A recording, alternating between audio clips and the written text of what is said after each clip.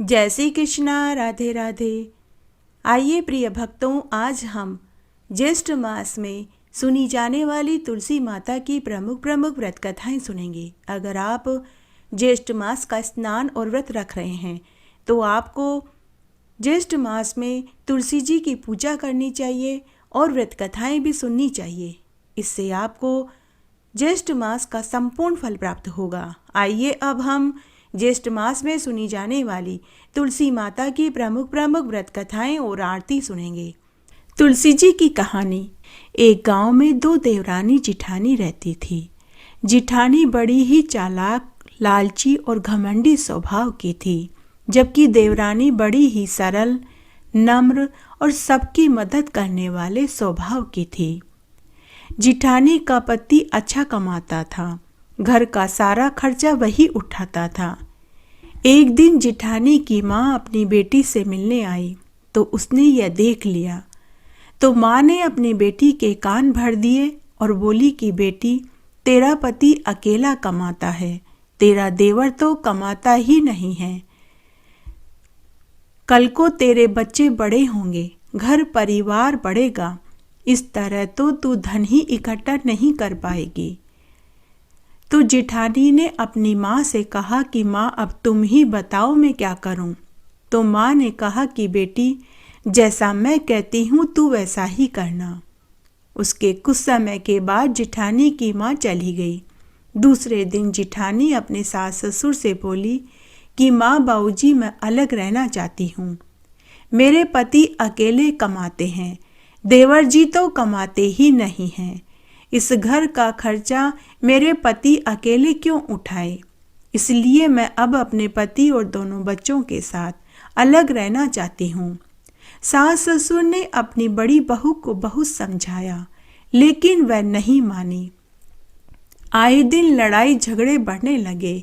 रोज रोज के क्लेश से तंग आकर सास ससुर ने उसे अलग कर दिया। तब एक दिन घर, जमीन जायदाद और मवेशियों का बंटवारा हो गया। जिठानी ने पक्का घर, उपजाऊ जमीन और दूध देने वाली गाय खुद रख ली। गहने घाटे सारे खुद रख लिए और देवरानी को टूटी फूटी झोपड़ी, बंजर जमीन और जो गाय दूध नहीं देती थी, बीमार थी, वह गाय देवरानी को दे दी। साथ ही सास ससुर और कुंवारी ननद की जिम्मेदारी भी देवर देवरानी को दे दी। इस तरह जिठानी ने घर परिवार का बंटवारा कर लिया। घर के सभी अच्छे सामान, नए चांदी के बर्तन उसने खुद रख लिए और पुरानी टूटी फूटी खाट, टेबल, कुर्सी देवर देवरानी को दे दी। जब घर के सारे सामान का बंटवारा हो गया तो देवरानी जिठानी से बोली कि भाभी जी, आपने घर, जमीन, मवेशियों का और गहने गांठों का जो भी बंटवारा किया वह सब मुझे मंजूर है, लेकिन भाभी जी, वो तुलसी का पौधा जो आपके आंगन में रह गया है वो मुझे वापस दे दीजिए, या फिर आप मुझे रोज आपके आंगन में आकर तुलसी पूजा करने की अनुमति दे दीजिए। यह सुनते ही जेठानी झल्ला गई और बोली कि अरे, मुझे भी इतना समय कहाँ है जो मैं पेड़ पौधों की पूजा करती फिरूं। फिर जेठानी ने गुस्से में तुलसी के पौधे को जड़ से उखाड़ कर देवरानी को दे दी और बोली कि ले, तू ही ले जा, तू ही पेड़ पौधों की पूजा करती फिर। तुलसी पूजा और तुलसी पौधे का जिठानी ने अपमान किया तो उसी समय लक्ष्मी जी जिठानी से रुष्ट हो गई और देवरानी के साथ हो ली। देवरानी ने तुलसी के पौधे को अपने आंगन में मिट्टी खोद कर रोप दिया और साथ ही उसने वहां बहुत सुंदर सुंदर गेरू के मांडने बनाए, लक्ष्मी जी के पगले बनाए, दीपक चौकी बनाई। देवरानी अब अपनी टूटी फूटी झोपड़ी में रहने लगी। रोज सुबह जल्दी उठकर स्नान आदि करके घर आंगन बुहारती। उसके बाद सूर्य नारायण भगवान को अर्घ्य देती, तुलसी जी को जल से सींचती, दिया बाती करती, मेहंदी, काजल, लच्छा भोग चढ़ाती। शाम को पुनः तुलसी जी में दिया बाती करती, चूल्हे पर चाय चढ़ाती। अपने सास ससुर, ननद, अपने बच्चों और पति को पीने को चाय देती। इस तरह समय बीतने लगा। तब एक दिन देवर को बेशकीमती हार नगर में पड़ा हुआ मिला। वह घर आया और अपनी पत्नी को हार दिखाते हुए बोला कि यह हार मुझे रास्ते में पड़ा हुआ मिला था। तो देवरानी ने अपने पति से कहा कि यह हार तो राजा रानी का लगता है, आप यह हार उन्हें महल में जाकर लौटा दीजिए। तब देवर उस हार को लेकर राजा के महल में गया और हार देते हुए बोला कि महाराज, यह हार मुझे रास्ते में पड़ा हुआ मिला था। वह बेशकीमती हार बड़ा ही महंगा था, जो कि रानी का था। शायद किसी दासी ने चोरी करने के नियत से लिया था, लेकिन डर कर उसने रास्ते में ही फेंक दिया था, जिसे ले जाकर देवर ने राजा को पकड़ा दिया। देवर की ईमानदारी से प्रसन्न होकर राजा ने उसे अपने महल में दरबारी की नौकरी दे दी, साथ ही उसे रहने के लिए मकान और खेतीबाड़ी के लिए जमीन दे दी।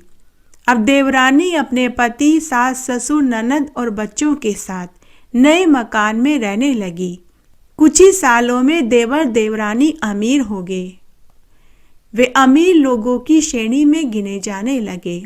उधर जिठानी ने जिस दिन माता तुलसी का अपमान किया था, जड़ से उखाड़ कर देवरानी को पकड़ाया था, उसी क्षण माता लक्ष्मी उसके घर से चली गई थी। उसके 6 महीने में ही पति की नौकरी चली गई। बच्चे बीमार हो गए। घर में जो धन रखा था चोर चुरा कर के ले गए। अब तो एक समय के भोजन का जुगाड़ भी वह बड़ी मुश्किल से कर पाती थी। अब जेठानी लोगों के घरों में झाड़ू पोछा कर रही थी। उधर देवर देवरानी दिन दूनी रात चौगुनी तरक्की करने लगे। हे माँ तुलसी, जैसे आप देवर देवरानी पर टूटी, वैसे सबके ऊपर टूटना। कहानी कहने वाले के ऊपर, सुनने वाले के ऊपर और हुक्कारा भरने वाले के ऊपर। तुलसी जी की कहानी। एक बार की बात है, बहुत छोटा सा गांव था।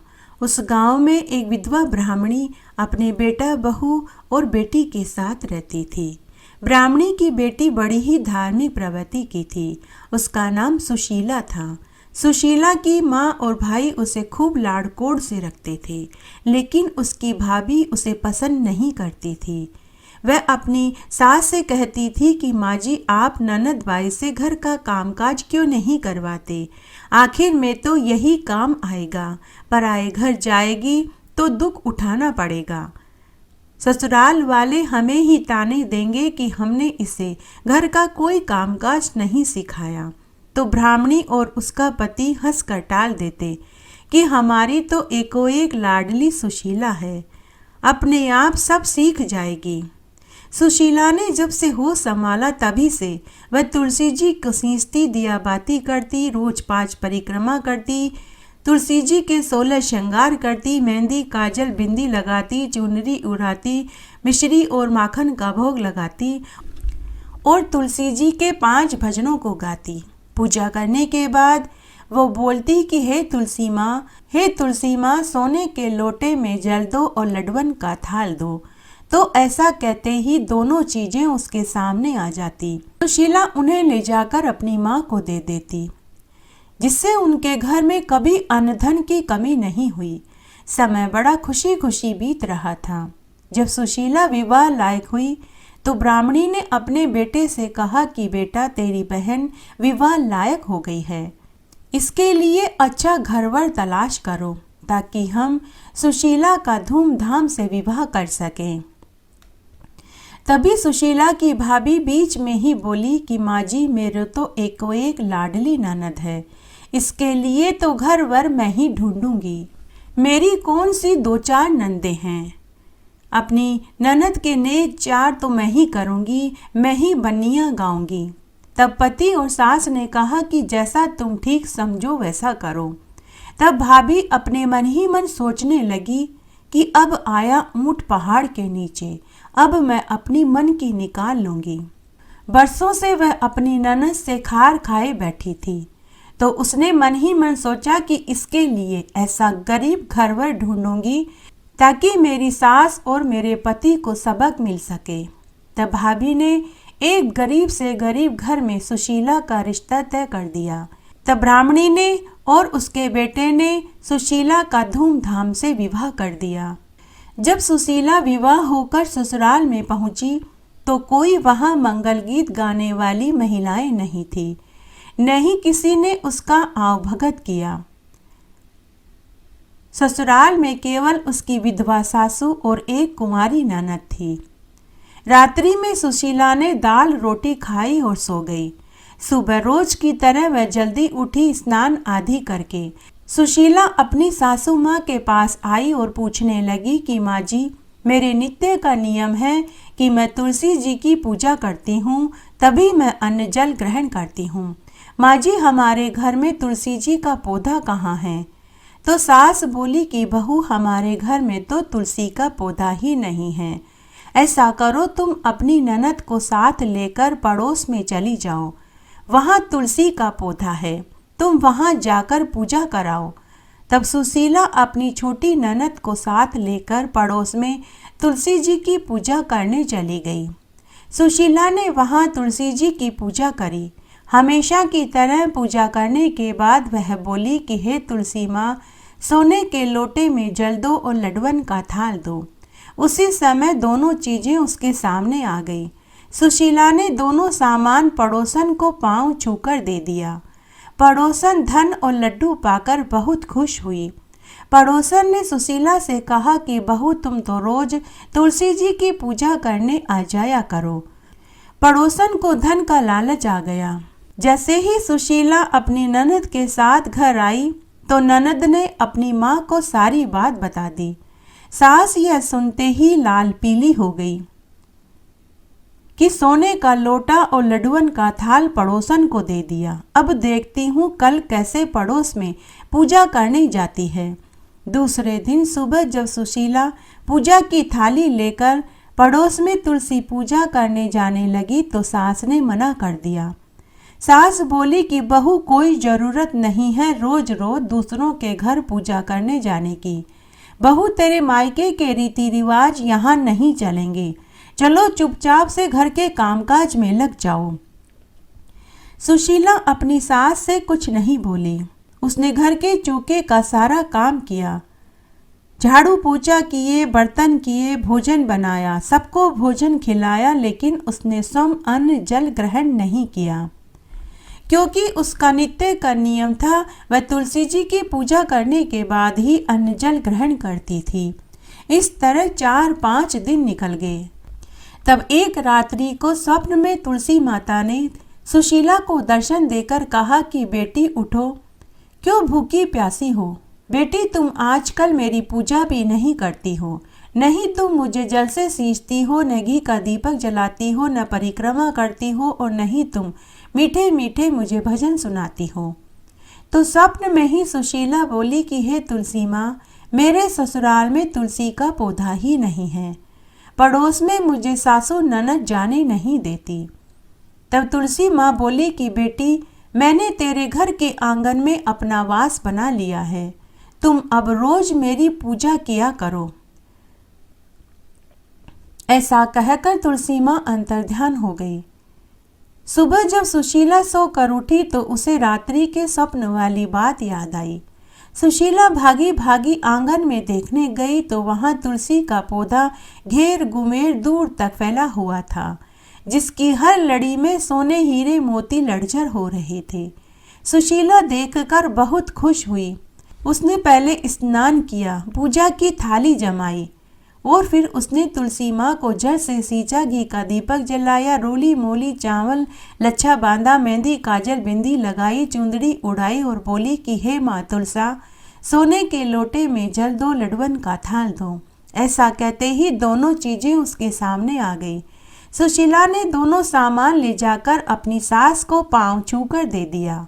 सास और ननद आश्चर्य में पड़ गए कि यह सब कहाँ से आया। सुशीला ने उन्हें पूरी बात बताई। सासू ननद भागी भागी घर के आंगन में देखने आई तो तुलसी का पौधा धन से लड़झड़ हो रहा था। सास और ननद ने सुशीला के पांव पकड़ लिए। सुशीला ने कहा कि माँ जी, भाई साहब, आप मेरे पांव मत पड़िए। उल्टी गंगा नहीं बहती। मैं आपके पांव लगूंगी, आप तुलसी माँ के पांव पड़िए। अब सास और ननद भी अपनी बहू के साथ तुलसी जी की पूजा करने लगी। कुछ ही समय में वे बहुत अमीर हो गए और कुछ ही महीनों में उनके घर में धन दौलत नौकर चाकर महल नुमा मकान हो गया। हाथी घोड़ा ऊंट बंगला मोटर गाड़ी जेवरा सब हो गए।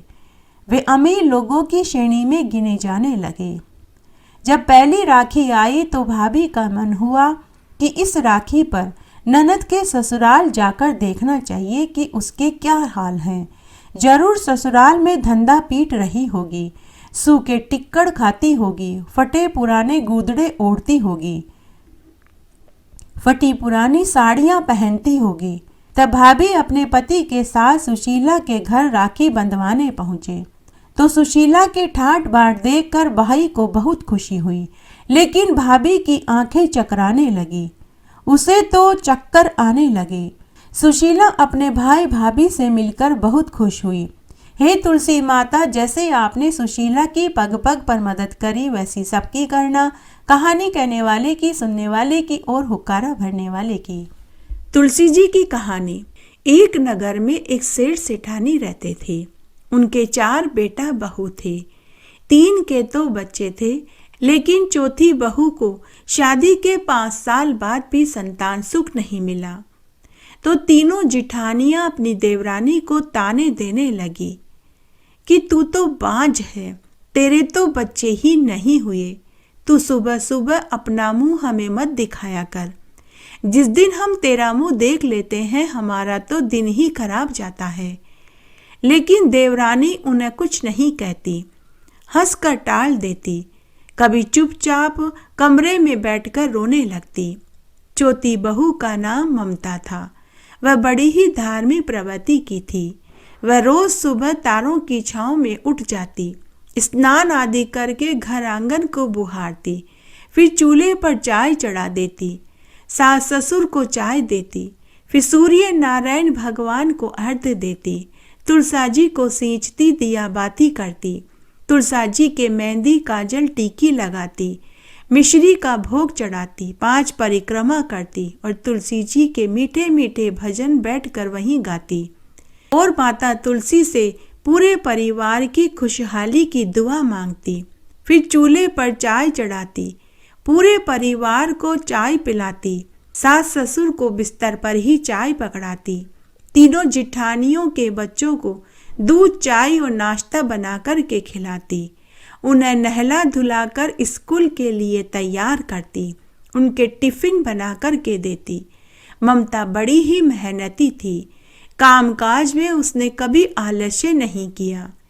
एक दिन सर्दी में जिठानी के बच्चे की तबीयत खराब हो गई तो ममता ने तुलसी का पत्ता मसलकर जिठानी के बच्चे के मुंह में दिया और बोली कि बेटा, तुलसी के पत्ते को दांत से मत चबाना, जीभ पर रखकर और उसका रस पीना, तुम बहुत जल्दी ठीक हो जाओगे। जब जिठानी को पता चला तो वह देवरानी पर लाल पीली होते हुए बोली कि कोई तुलसी के पत्तों को खाने से ठीक हुआ है? मैं अपने बच्चे को बड़े से बड़े डॉक्टर को दिखाऊंगी। तेरे कोई औलाद नहीं, तुझे क्या मालूम बच्चे का दुख दर्द क्या होता है। जिठानी ने उसी समय अपने पति को भेजकर डॉक्टर को घर बुलवाया। डॉक्टर ने बच्चे को देखा तो डॉक्टर ने कहा कि बच्चा तो एकदम तंदुरुस्त है, इसे तो कुछ नहीं हुआ। यह सुनकर जेठानी शर्मिंदा हो गई। उसके कुछ दिनों के बाद एक दिन जेठ जी को बहुत तेज खांसी चल रही थी। घर पर कोई नहीं था, सभी शादी समारोह में जीमने गए हुए थे। तो देवरानी ने तुलसी के पत्तों का पानी उबालकर काढ़ा बनाया और अपने जेठ को पीने के लिए दिया। जब जेठ ने तुलसी के काढ़े को पिया तो उसे भी आराम मिल गया, वह भी ठीक हो गया। 2 दिन बाद जब घर के सभी सदस्य घर आए तो उन्हें पता चला कि जेठ जी की पीछे से तबीयत खराब हुई थी और ममता ने तुलसी का काढ़ा बनाकर के पिलाया था। जिससे उनकी तबीयत ठीक हो गई। अब तो सभी ममता को पसंद करने लगे। सभी जिठानियां जो पहले ममता को बांझ कहकर चिढ़ाती थी, वे सब उसे पसंद करने लगी। अब ममता पूरे परिवार की चहेती बन गई थी। अब परिवार में किसी को भी कुछ भी होता तो सब ममता से उसका उपचार कराने लगे। धीरे धीरे ममता के घरेलू नुस्खों की ख्याति पूरी नगर में फैल गई। अब पूरे नगरवासी ममता के पास आने लगे। पता नहीं किसकी दुआओं का असर हुआ कि एक दिन ममता को भी गर्भ ठहर गया और 10वें महीने में उसे 2 जुड़वा पुत्र पैदा हुए। पूरे घर में ही नहीं, पूरे नगर में खुशियां मनाई गई। पूरे नगरवासी ममता और उसके परिवार को बधाई देने आने लगे। अब हर कोई ममता की तरह तुलसी जी को पूजने लगा। तब एक बार की बात है, नगर के राजा के इकलौते पुत्र को एक अज्ञात बीमारी ने घेर लिया। राजा ने अपने पुत्र का खूब इलाज करवाया। बड़े से बड़े डॉक्टर, नीम, हकीम, वेद को बुलाया, लेकिन सभी ने जवाब दे दिया। राजा, रानी, मंत्री सभी उदास बैठे हुए थे। तब राजा को एक दासी ने कहा कि महाराज, हमारे नगर में शेर सेठानी की छोटी बहू है। उसने नगर के अनेक लोगों का इलाज किया है। उसके पास अनेक घरेलू नुस्खे हैं। उसने अपने घरेलू नुस्खों से अनेक लोगों को ठीक किया है। पूरे नगरवासी उसका लोहा मानते हैं। अगर आप कहें तो मैं उसे लेकर आ जाऊं। तो राजा रानी ने दासी से कहा कि नेकी और पूछ जल्दी जाओ और लेकर आओ। तब राजा ने रथ भेजकर ममता को बुलवाया। ममता अपने पति के साथ महल में पहुंची। साथ में वह तुलसी की पत्तियां साथ लेकर गई। जब ममता महल में गई तो उसने राजा के बगीचे में देखा।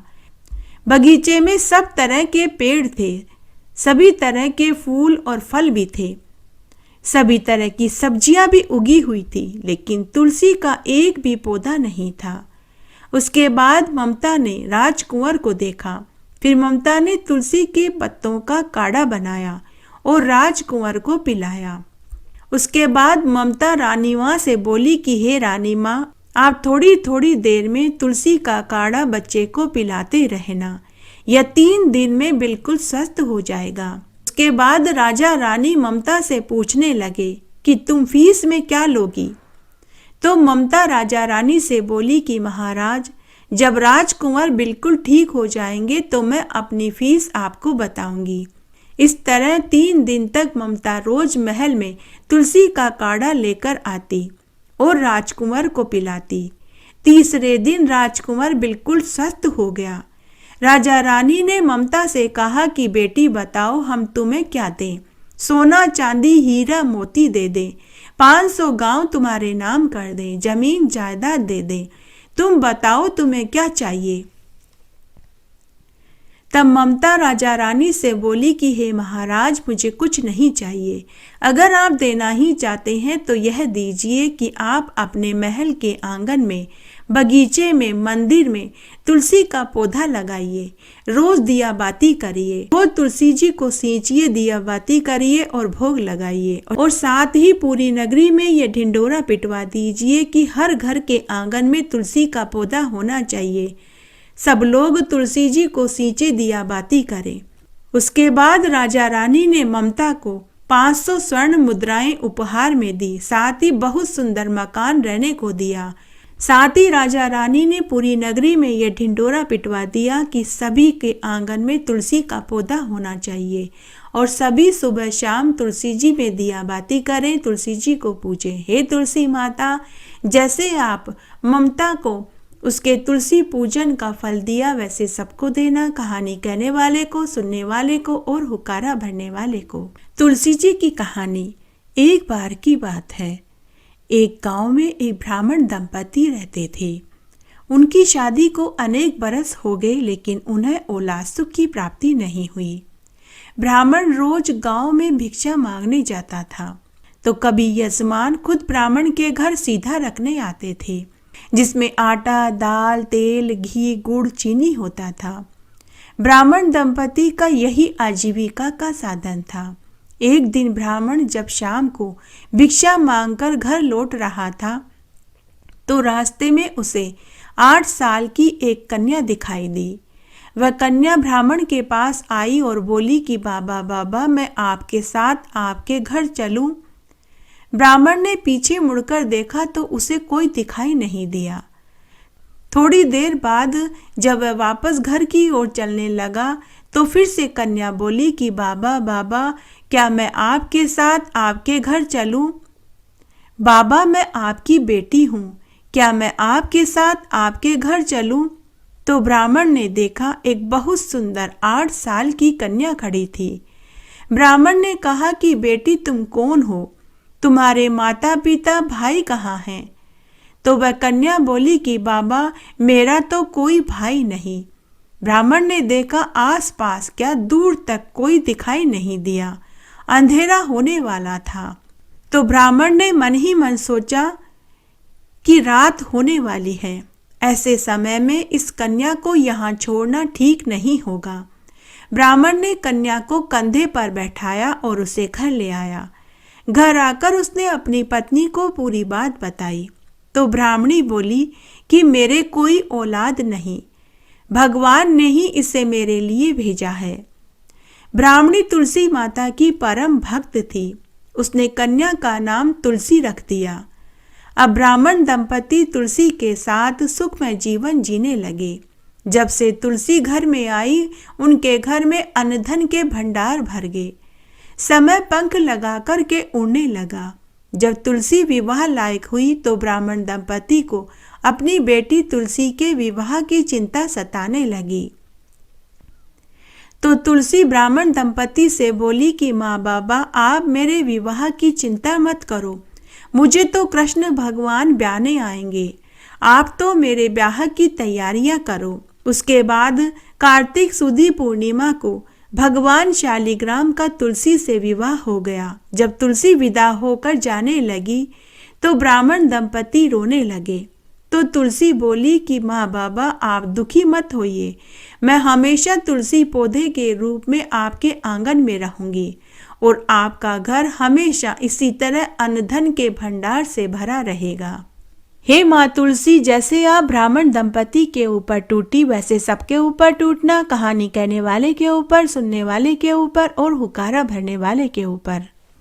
तुलसी जी की कहानी। एक बार एक गांव में एक बुढ़िया माई अपने बेटा, बहू और 2 पोतों के साथ रहती थी। बुढ़िया माई का रोज का नियम था कि वह रोज सुबह जल्दी उठती, तालाब पर स्नान आदि करके सूर्य नारायण भगवान को अर्घ्य देती, तुलसी जी को सींचती, दिया बाती करती और वहीं बैठकर श्री हरि के 5 भजनों को गाती और शाम को पुनः तुलसी जी में घी का दीपक जलाती और रोज 5 परिक्रमा करती।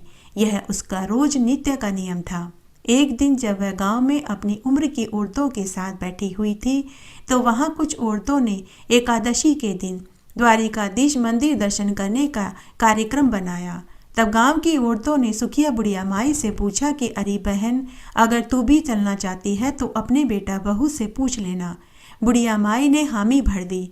बुढ़िया माई का मन भी श्री हरि के दर्शनों को करने का हो रहा था, लेकिन वह मन ही मन सोचने लगी कि मेरे पीछे से तुलसी के पौधे की कौन देखरेख करेगा, कौन जल से सींचेगा, कौन दिया बाती करेगा और कौन सुबह शाम भोग लगाएगा। उसके बाद बुढ़िया माई घर आ गई और घर आकर खुद के कमरे में उदास होकर बैठ गई।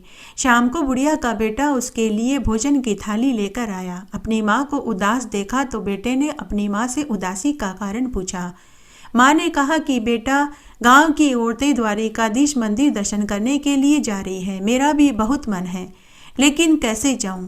पीछे से मेरी तुलसी जी की सेवा पूजा कौन करेगा? बेटे ने कहा कि माँ, तुम चिंता मत करो, अगर तुम्हारा मन द्वारिकाधीश मंदिर दर्शन करने के जाने का हो रहा है तो तुम जरूर जाओ, तुम्हारी तुलसी जी की पूजा तुम्हारी बहू कर देगी। तब बुढ़िया ने अपने बेटे से कहा कि बेटा, एक बार बहू से पूछ लेता। तो बेटे ने कहा कि माँ, पूछना क्या है, मैंने कहा ना कि वो कर देगी, वो मना नहीं करेगी।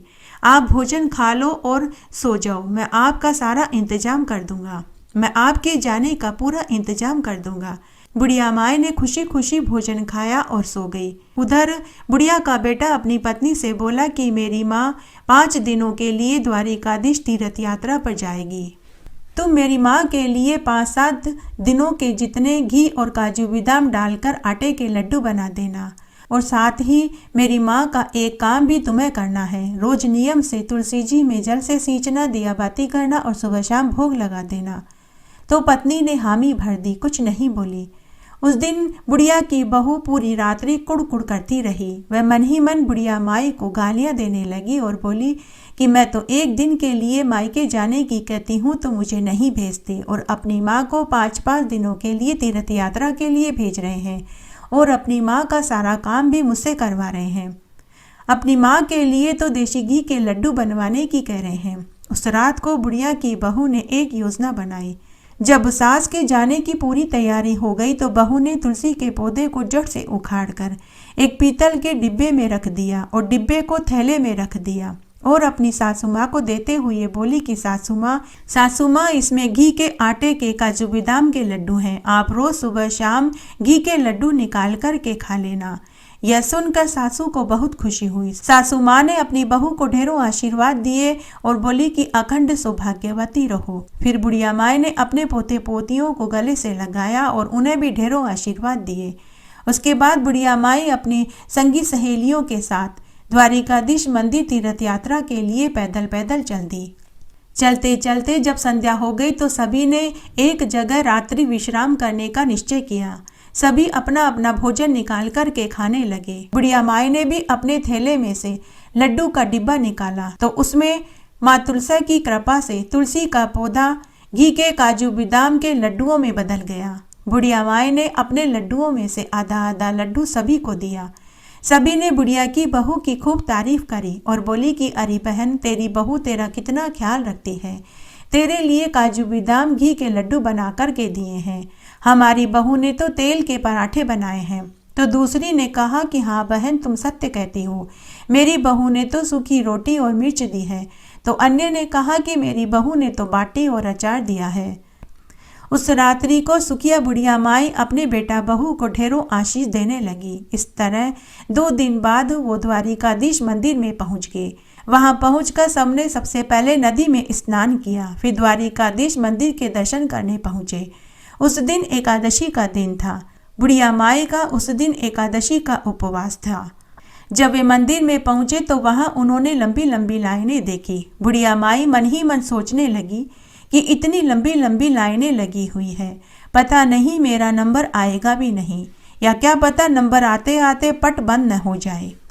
तब उसने आंखें बंद करके दोनों हाथ जोड़कर भगवान से दर्शनों की विनती करने लगी। थोड़ी ही देर में बुढ़िया माई ने आंखें खोली तो उसने अपने आप को लाइन में सबसे आगे पाया और सामने भगवान श्री हरि के दर्शन हो रहे थे। यह देखकर तो वह गदगद हो गई। वह समझ ही नहीं पाई कि यह चमत्कार कैसे हुआ कि तभी पुजारी की आवाज से उसकी तंद्रा टूटी।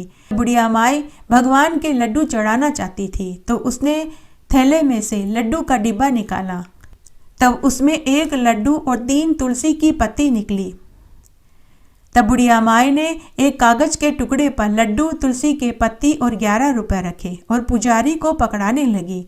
फिर से बुढ़िया माई सोचने लगी कि इतने सारे प्रसादों के बीच उसके लड्डू का प्रसाद भगवान के पास थोड़े पहुंच पाएगा। यहाँ तो इतने बड़े बड़े अमीर सेठ आए हैं, ढेरों महंगी महंगी मिठाइयाँ लाए हैं। उसने फिर से आंखें बंद करी और भगवान से विनती करने लगी कि हे ईश्वर, मेरे भोग को स्वीकार करें। तब उसने फिर से आंखें खोली तो उसने फिर से एक चमत्कार होता हुआ देखा। भगवान श्री हरि के हाथ में उसी का लड्डू और तुलसी दल रखा हुआ था। वह तो पागल जैसी हो गई। खुशी के मारे वह जोर जोर से श्रीमन नारायण नारायण हरि हरि, जय जय नारायण नारायण हरि हरि करने लगी। और जब तक पट बंद नहीं हो गए बुढ़िया माई एकटक श्री हरि को निहारती रही। जब पट बंद हो गए तो वह सीढ़ियों पर आकर बैठ गई और अपने साथ की सहेलियों का इंतजार करने लगी। जब उसकी साथ की सहेलियां आई तो वे सब कहने लगी कि उन्हें तो श्री हरि के दर्शन अच्छे से हुए ही नहीं। लेकिन बुढ़िया माई ने उनसे कहा कि मुझे तो भगवान श्री हरि के बहुत अच्छे दर्शन हुए। तभी वहां एक पुजारी सबको प्रसाद बांट रहा था। तब सबने पुजारी जी से प्रसाद लिया। बुढ़िया माई ने भी पुजारी से प्रसाद लिया और उस प्रसाद को लड्डू के खाली डब्बे में रख लिया ताकि उसके बेटा बहू और पोते पोती भी प्रसाद खा सके। तभी वापस गांव की ओर लौट आए। जब बुढ़िया माई घर पहुंची तो वहां उसकी बहू उसे दिखाई नहीं दी। आंगन में तुलसी का पौधा भी उसे नया नया दिखाई दे रहा था। बेटे ने अपनी माँ को अपनी पत्नी की पूरी करतूत बताई कि उसने थैले में जो डब्बा रखा था उसमें लड्डू नहीं रखे बल्कि तुलसी का पौधा उखाड़ कर डब्बे में रखा था, इसलिए मैंने उसे घर से निकाल दिया। तब बुढ़िया माई को आश्चर्य हुआ। उसने अपने बेटे से कहा कि बेटा, लेकिन मेरे थैले में जो डब्बा था उसमें तो घी और काजू बादाम के आटे के लड्डुओं से भरा हुआ था, और जब मैंने भगवान श्री हरि को प्रसाद में लड्डू चढ़ाना चाहा तो उसमें से एक लड्डू और तुलसी की 3 पत्तियां भी निकली। तब मैं समझ नहीं पाई थी, लेकिन अब मेरी समझ में आ रहा है कि उसमें से तुलसी की पत्तियां कहाँ से आई। बेटा, माता तुलसी ने तुलसी के पौधे को लड्डुओं में बदल दिया और उसमें 3 तुलसी की पत्तियां इसलिए छोड़ी ताकि मैं जब भगवान को लड्डू का प्रसाद चढ़ाना चाहूं तो लड्डू के साथ मैं तुलसी का पत्ता भी रख दूं। जब मैंने 1 लड्डू और तुलसी की 3 पत्तियां और 11 रुपए भगवान हरि को चढ़ाने लगी तो मेरा प्रसाद भगवान के हाथों में कैसे पहुंच गया, यह मुझे अब समझ में आ रहा है। बेटा, मुझे एक नहीं कई चमत्कार देखने को मिले। तुलसी के पौधे का लड्डुओं में बदलना, भगवान का दर्शन देना और भगवान श्री हरि का मेरा भोग स्वीकार करना। बेटा, बहू मायके ही गई होगी, तू अभी जा और मेरी बहू को इस घर की लक्ष्मी को घर लेकर आ। बुढ़िया का बेटा उसी समय अपनी पत्नी के मायके गया और वहां से अपनी पत्नी को लेकर आया। बुढ़िया की बहू ने आते ही सासू माँ के चरण पकड़ लिए और अपनी गलती की माफी मांगने लगी। बुढ़िया माई ने बहू से कहा कि बहू, तू तो बड़भागी है, तेरी वजह से मुझे भगवान श्री हरि के दर्शन हुए। माता तुलसी का चमत्कार मुझे देखने को मिला। माना कि तूने गलती करी, लेकिन तेरी गलती की वजह से मुझे माता तुलसी और श्री हरि के कृपा प्राप्त हुई। बुढ़िया ने बहू से कहा कि बेटा, मैंने तो तुझे माफ कर दिया, लेकिन अगर तुझे माफी ही मांगनी है तो विष्णु भगवान और माता तुलसी से मांगनी होगी। उसके लिए तो तुझे रोज विष्णु भगवान की पूजा करनी होगी और तुलसी के पौधे को जल से सींचना होगा और घी का दीपक जलाना होगा। अब बहू को भी तुलसी की महिमा समझ में आ चुकी थी कि तभी बुढ़िया के दोनों पोते भी आ गए। आते ही वे अपनी दादी से बोले कि दादी दादी, आप तीर्थ यात्रा से हमारे लिए क्या लेकर के आई। बुढ़िया ने कहा कि मैं तुम्हारे लिए वहां से प्रसाद लाई हूँ। जैसे ही बुढ़िया ने थैले में से डिब्बा निकाला तो वह थैला सोने चांदी के सिक्कों से भरा हुआ था। यह देखकर बुढ़िया के आश्चर्य का ठिकाना नहीं रहा। बुढ़िया ने अपने बेटा बहू को डिब्बे में सोने चांदी के सिक्के दिखाए तो उन्हें भी आश्चर्य हुआ। बुढ़िया माई ने कहा कि यह डिब्बा तो खाली हो गया था, मैंने वहां से प्रसाद लिया था जो तुम लोगों के लिए रखा था, लेकिन इसमें तो सोने चांदी के सिक्के भरे हुए हैं। जब सोने चांदी के सिक्कों को खाली किया गया तो उसके नीचे से वहां का प्रसाद मिला।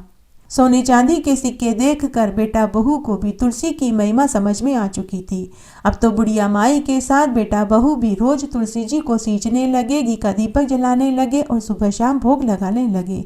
हे तुलसी माता, जैसे आप सुखिया बुढ़िया माई पर टूटी वैसे सबके ऊपर टूटना। कहानी कहने वाले के ऊपर, सुनने वाले के ऊपर और हुकारा भरने वाले के ऊपर। एक बार बहुत छोटा सा गांव था। उस गांव में 7 भाइयों की एको एक लाडली बहन थी। 7 भाइयों का विवाह हो चुका था।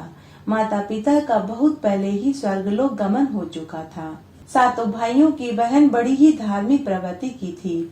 जब से उसने होश संभाला तभी से वह तुलसा जी को सींचती, दिया बाती करती, भोग लगाती, 5 भजन गाती और परिक्रमा करती थी। रोज तुलसा जी की सेवा पूरे तन मन से करती थी। तब एक दिन सभी 7 भाभियों ने ननद को ताना मारा कि क्या रोज तुलसा जी की सेवा करती रहती है, अगले घर ब्याह होकर जाओगी तो तुम कोई कामकाज करना क्यों नहीं सीख लेती। ससुराल जाकर तो तुम्हें रोटी सब्जी चूल्हा चौका बर्तन कपड़े ही करने हैं। ऐसा कहकर 7 भाभियां ननद के ऊपर हंसने लगी, लेकिन ननद कुछ नहीं बोली। इस तरह समय बीतने लगा। जब वह विवाह लायक हुई तो भाइयों ने अपनी एको एक लाडली बहन के लिए अच्छा घर वर ढूंढा। तब भाइयों ने अपनी अपनी पत्नियों से कहा कि मेरी बहन के लिए दहेज का सारा सामान तुम्हें ही लाना है, गहने, कपड़े, बर्तन इत्यादि। तो सभी ने हामी भर दी।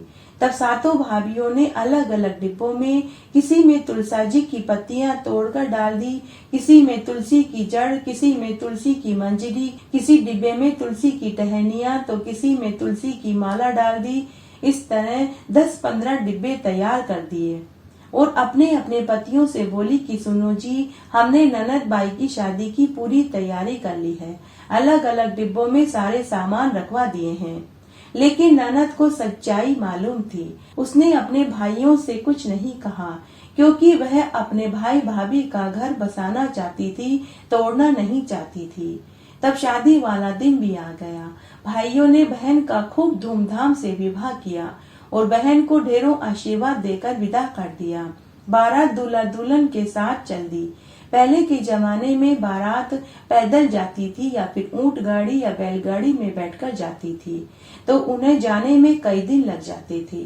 तब बारात दुल्हन को लेकर पैदल पैदल चलती है। चलते चलते दोपहर से शाम हो गई। तब एक जगह उन्होंने रात्रि विश्राम किया।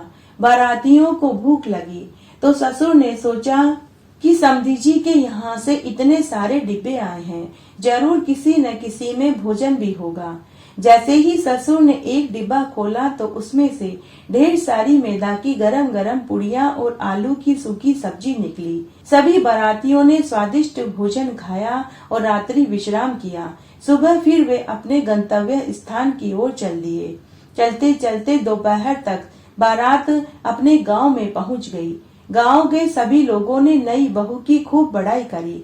जब बहन ससुराल में पहुंची तो सभी ने उसकी खूब बड़ाई करी। जब ससुराल वालों ने डिब्बे खोल कर के देखे तो किसी में गहने, किसी में बर्तन, किसी में रुपयों की थैली, तो किसी में कपड़े, किसी में चावल, घी, तेल, गुड़, काजू, बादाम निकले। तुलसी के पत्ते, टहनी, बीज, मंजरी, मिट्टी सभी तुलसी माता की कृपा से गहनों, कपड़ों, बर्तनों और धन में बदल गए। हे तुलसी माता, जैसे तुलसी पूजन का फल आपने 7 भाइयों की बहन को दिया, वैसे हमें भी देना। कहानी कहने वाले को, सुनने वाले को और हुक्कारा भरने वाले को। एक बार एक गांव में एक ब्राह्मण दंपति थे। ब्राह्मण अपनी बीमार बूढ़ी माँ और 3 बच्चों और पत्नी के साथ रहता था। ब्राह्मण अपने यजमानों के यहाँ पूजा पाठ, धर्म कर्म, भजन कीर्तन के काम करने जाता।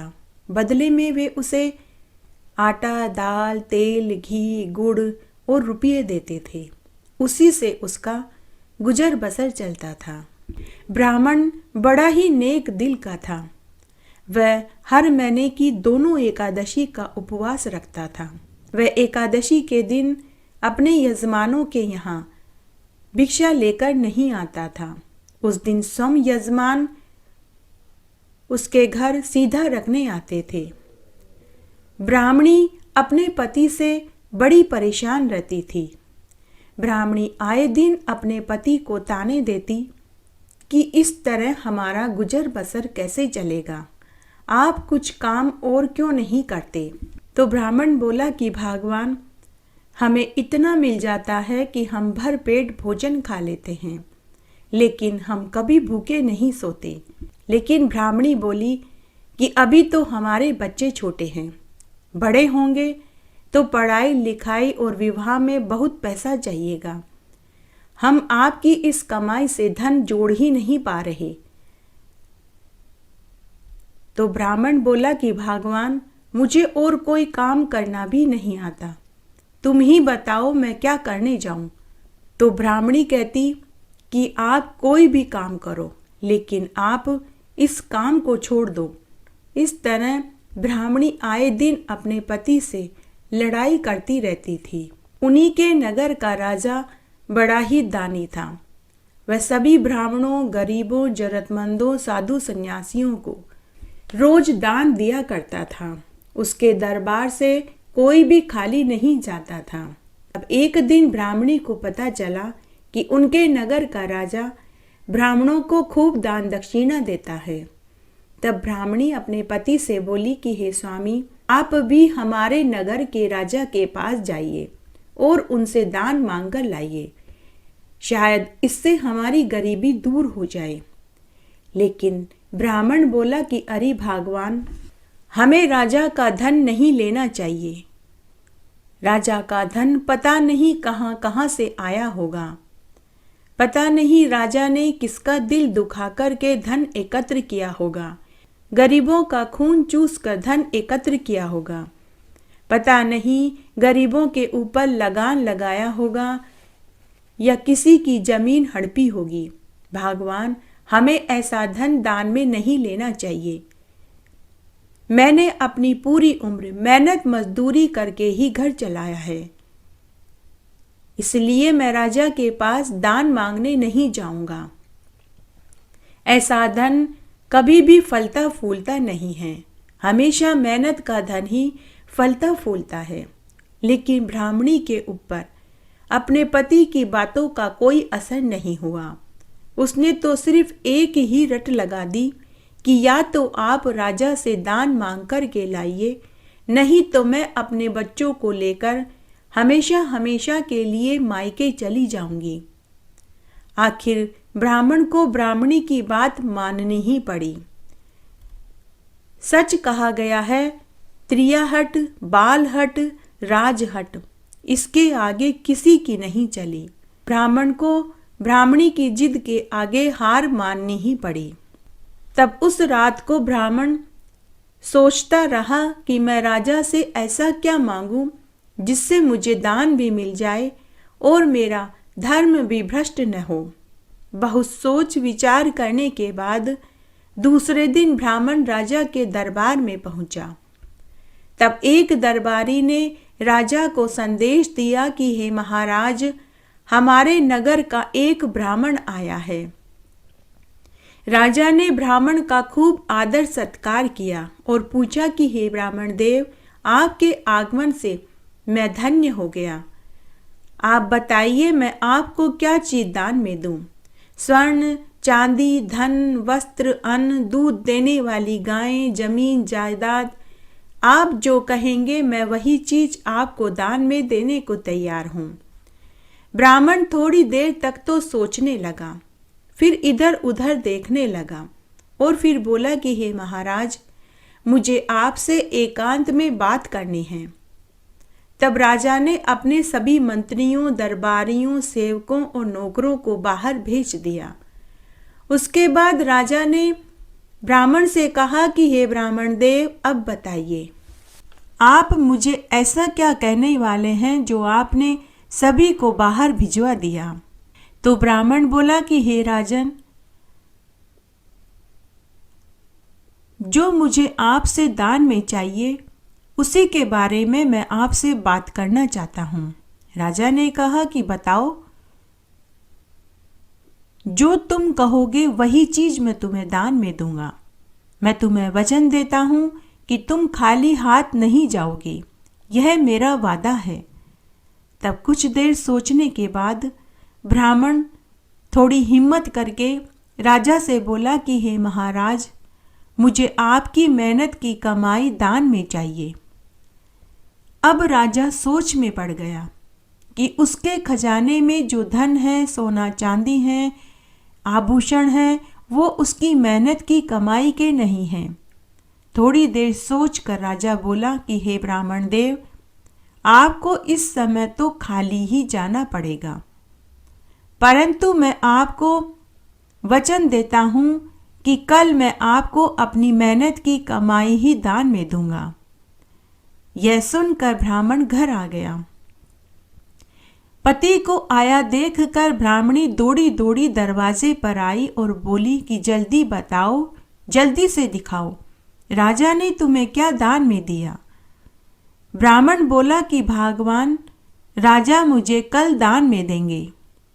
ब्राह्मणी मन ही मन खुश होने लगी कि मेरे पति ने ज़्यादा चीज दान में मांगी होगी, इसीलिए राजा को व्यवस्था करने में समय चाहिए। ब्राह्मणी मन ही मन खुश होकर काम में लग गई। उधर राजा महल में आया। उसने साधारण कपड़े पहने और कीमती कपड़े और जेवरात उतारे। तो रानी ने पूछा कि हे महाराज, आज आपने साधारण कपड़े क्यों पहने हैं? आपने कीमती जेवरात और मुकुट क्यों उतार दिया? तब राजा ने अपनी पत्नी को पूरी बात बताई। तो रानी बोली कि हे महाराज, मैं भी आपके साथ मेहनत मजदूरी करने चलूंगी।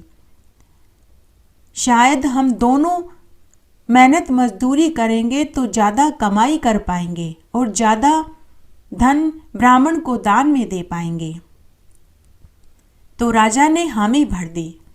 उसके बाद रानी ने स्वयं भी साधारण कपड़े पहने, कीमती कपड़े और आभूषणों को उतारा, अपने बच्चे को भी साधारण कपड़े पहनाए और महल के पिछले दरवाजे से निकल पड़े। चलते चलते बहुत देर हो गई, लेकिन उन्हें कोई काम नहीं मिला। अंत में वे एक नदी के किनारे पहुंचे। वहां एक धोबी और धोबन ढेर सारे कपड़े धो रहे थे। राजा रानी ने उनसे जाकर काम मांगा। तब धोबी अपनी पत्नी से बोला कि अरे भगवान, आज हमारे पास कपड़े ज़्यादा हैं, मौसम भी खराब है। आज हम इनसे कपड़े धुलवा लेते हैं ताकि शाम होने से पहले सारे कपड़े धुल जाएं और सूख जाएं। तो धोबन ने हामी भर दी। फिर धोबी ने राजा रानी से कहा कि अरे भाई, मैं तुम्हें मजदूरी में 4 पैसे दूंगा। अगर राजी हो तो करो, नहीं तो अपना रास्ता नापो। राजा रानी ने खुशी खुशी धोबी की बात को स्वीकार कर लिया। अब राजा रानी कपड़े धोने लगे। आज से पहले उन्होंने कभी कपड़े धोए नहीं थे। तो धोबी और धोबन पूरे समय राजा रानी को डांटते रहे कि पता नहीं कहाँ से उठकर चले आते हैं, कपड़े धोने तो आते नहीं। राजा रानी चुपचाप उनकी डांट सुनते रहे। बीच बीच में बच्चा रोता तो रानी अपने बच्चे को चुप कराने के लिए दूध पिलाती और सुला देती और फिर से कपड़ों पर डंडा मार मार कर धोने लगती। शाम होते होते राजा रानी के हाथों में छाले पड़ गए, लेकिन उन्होंने पूरी ईमानदारी से सभी कपड़ों को धोया। तभी धोबी और धोबन ने देखा कि उनके हाथों में छाले पड़ गए। तो धोबी धोबन से बोला कि अरे भगवान, लगता है कि ये बड़े पैसे वाले घर से हैं, कोई मुसीबत आई होगी इनके ऊपर, इसीलिए ये मजदूरी पर निकले हैं। देखो, इनके तो एक ही दिन में दोनों पति पत्नी के हाथों में छाले पड़ गए। तो धोबन ने कहा कि हे स्वामी, आप सच कहते हैं, शायद इनके घर वालों ने इन्हें लड़ झकड़ कर घर से निकाल दिया होगा। धोबी और धोबन ने उनसे पूछा कि अरे भाई, तुम कौन हो? आज से पहले हमने तुम्हें इस नगर में कभी नहीं देखा और तुम्हारे ऊपर ऐसा क्या संकट आन पड़ा है जो तुम दोनों कपड़े धोने के लिए बैठ गए। हमें तो लगता है कि तुम कोई बहुत ऊंचे पैसे वाले घराने से हो। तुम्हारे तो एक ही दिन में हाथों में छाले पड़ गए। लेकिन राजा रानी ने धोबी और धोबन से कुछ नहीं कहा। उसके बाद शाम को जब सारे कपड़े धुल गए तो धोबी और धोबन ने उन्हें 4 पैसे दिए और इनाम में 1 पैसा और दिया। धोबी धोबन ने राजा रानी से कहा कि तुमने बड़ी ही ईमानदारी से कपड़े धोए हैं, इसलिए हम तुम्हें 1 पैसा इनाम का और देते हैं। इस तरह 5 पैसे लेकर राजा रानी खुशी खुशी महल में आ गए। महल में आने के बाद राजा ने उन 5 पैसों को एक लाल कपड़े में बांध कर रख दिए और रात्रि में सो गए।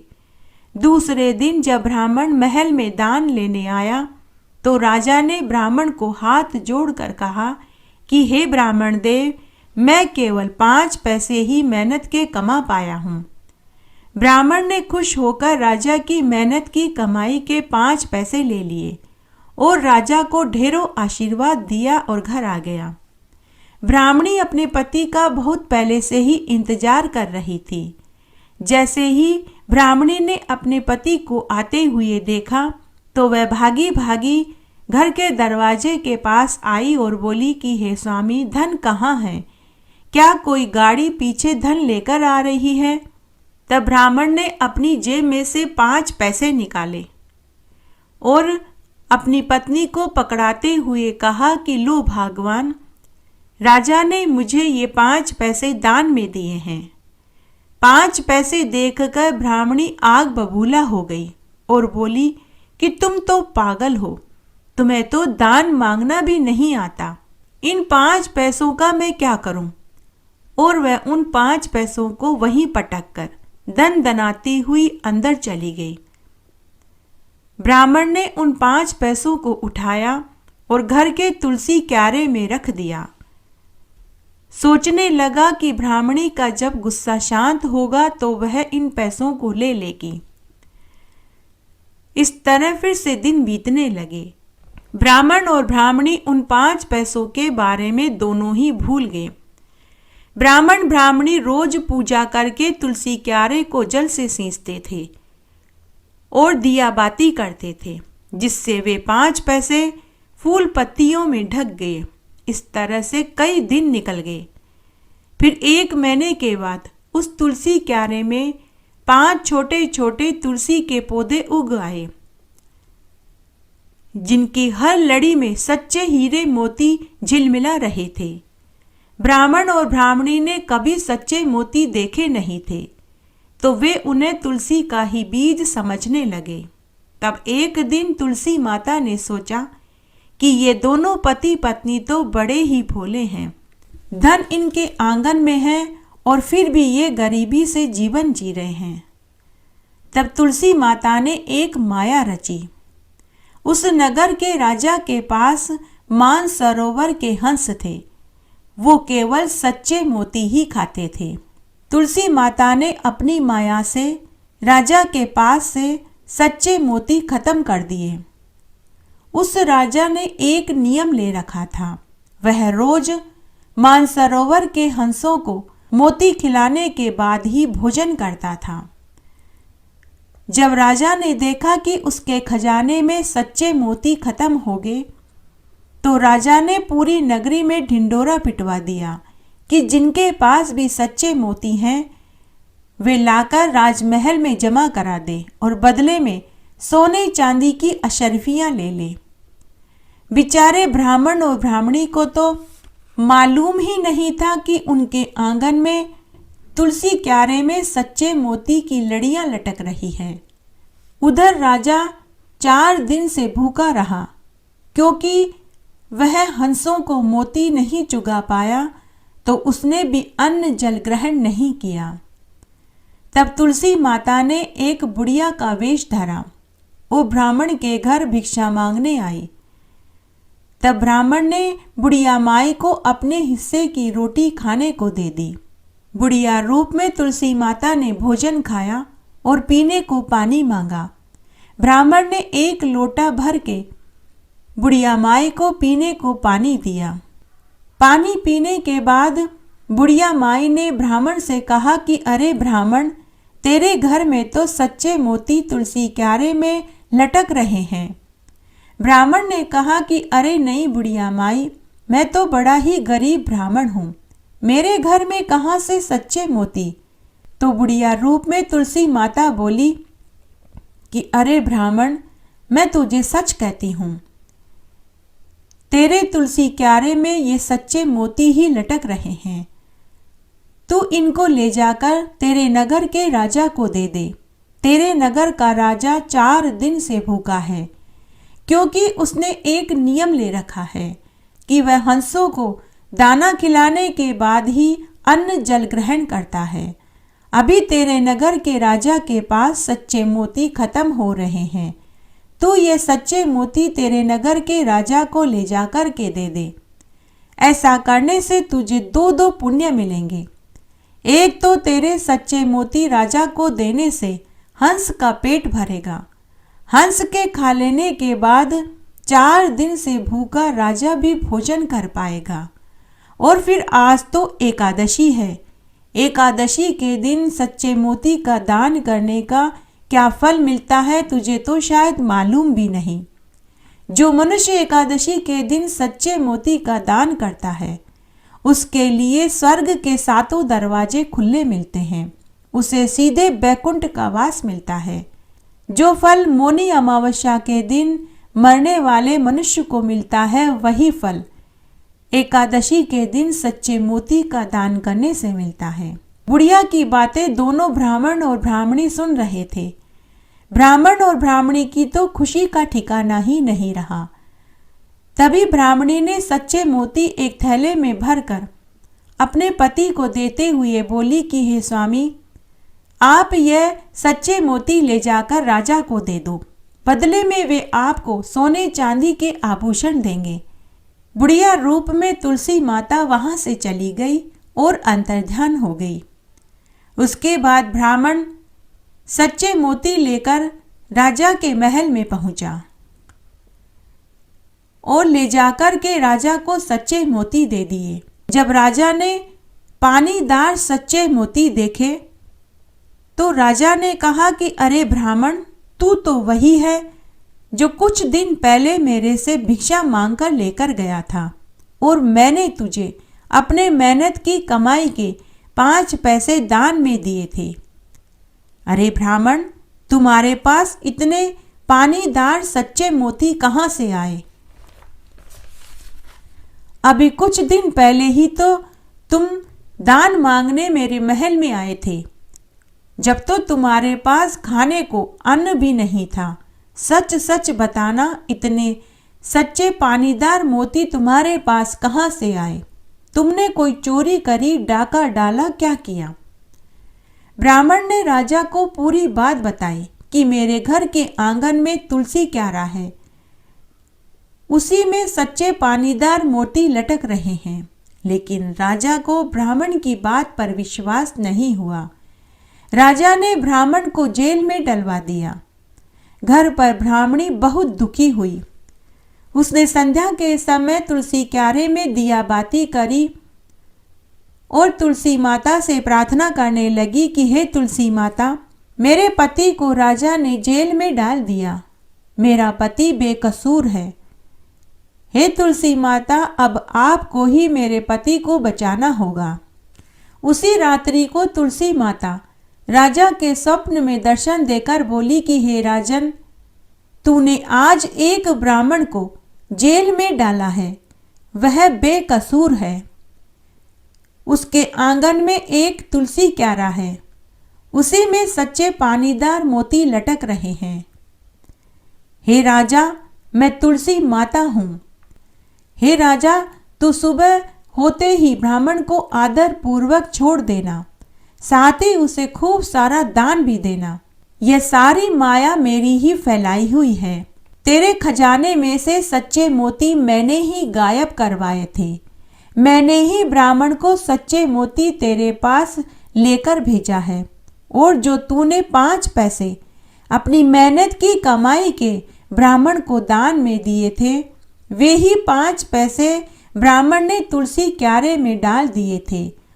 उन्हीं 5 पैसों से उसके तुलसी क्यारे में 5 पौधे उगे हैं, उसी में सच्चे पानीदार मोती झिलमिला रहे हैं। हे राजन, अगर तूने सुबह होते ही ब्राह्मण को नहीं छोड़ा तो मैं तेरा यह सारा वैभव, सुख, संपत्ति सब बर्बाद कर दूंगी। ऐसा कहकर तुलसी माता अंतर्ध्यान हो गई। सुबह होते ही राजा ने अपने स्वप्न वाली बात अपनी रानी, मंत्रियों और राजगुरु को बताई। तब राजा के गुरु ने राजा से कहा कि हे महाराज, उस ब्राह्मण के ऊपर तो तुलसी माता टूटी है। आप उस ब्राह्मण को जेल से छोड़ दीजिए और उस ब्राह्मण को आदर के साथ उसे घर तक छोड़ कर के आइए। साथ ही उसे खूब सारा धन दौलत भी दीजिए। उस ब्राह्मण के ऊपर तो तुलसी माता का आशीर्वाद है। तब राजा रानी ने ब्राह्मण को जेल से छोड़ दिया और आदर के साथ रथ में बैठाकर उसे घर तक छोड़ने गए। राजा रानी ब्राह्मण के तुलसी क्यारे में सच्चे पानीदार मोती देखने उसके घर आए। राजा रानी ने फूल पत्तियां हटाकर देखा तो तुलसी की जड़ में उनकी मेहनत की कमाई के 5 पैसे पड़े हैं। यह देखकर राजा रानी बहुत खुश हुए। उन्होंने ब्राह्मण को खूब सारा धन दान में दिया। उसके बाद राजा रानी ने पूरी नगरी में यह ढिंढोरा पिटवा दिया कि सभी को अपनी मेहनत की कमाई खानी चाहिए। मेहनत की कमाई से ही घर में बरकत बढ़ती है। और साथ ही रोज तुलसी जी की पूजा करनी चाहिए, एकादशी का व्रत करना चाहिए और तुलसी जी को सींचना और दियाबाती करना चाहिए। तुलसी महारानी की आरती। तुलसी महारानी नमो नमो, हर की पटरानी नमो नमो। कौन से महीने में बोई रानी तुलसा, तो कौन से महीने में हुई हरियाली। आषाढ़ के महीने में बोई रानी तुलसा, तो सावन के महीने में हुई हरियाली। कौन से महीने में हुई तेरी पूजा, तो कौन से महीने में हुई पटरानी। कार्तिक के महीने में हुई मेरी पूजा, तो मंगसर मास में हुई पटरानी। धूप दीप नैवेद्य आरती, तो पुष्पन की बरसा बरसानी। 56 भोग 36 व्यंजन, तो बिन तुलसा हर एक न मानी। जो कोई तुलसा को सवेरे गावे, तो श्री कृष्ण के दर्शन पावे। जो कोई तुलसा को दोपहर गावे, तो खीर कांड का भोग लगावे। जो कोई तुलसा को संध्या को गावे, तो श्री कृष्ण जी की आरती उतारे। जो कोई तुलसा को आधी रात को गावे, तो श्री कृष्ण जी के चरण दबावे। तुलसा महारानी नमो नमो, हर की पटरानी नमो नमो। जय हो तुलसी माता की जय। इस तरह आज हमने ज्येष्ठ मास में तुलसी जी सींचने की प्रमुख व्रत कथाएं और आरती सुनी। आशा करती हूँ आपको इन कहानियों को सुनने का संपूर्ण फल प्राप्त होगा और विष्णु भगवान के साथ माता लक्ष्मी और तुलसी जी का आशीर्वाद भी बना रहेगा। इसी शुभकामना के साथ आपसे मैं धन्यवाद कहती हूँ कि आपने मेरा यहाँ तक साथ दिया। आगे भी मेरा इसी तरह साथ देते रहें। धन्यवाद।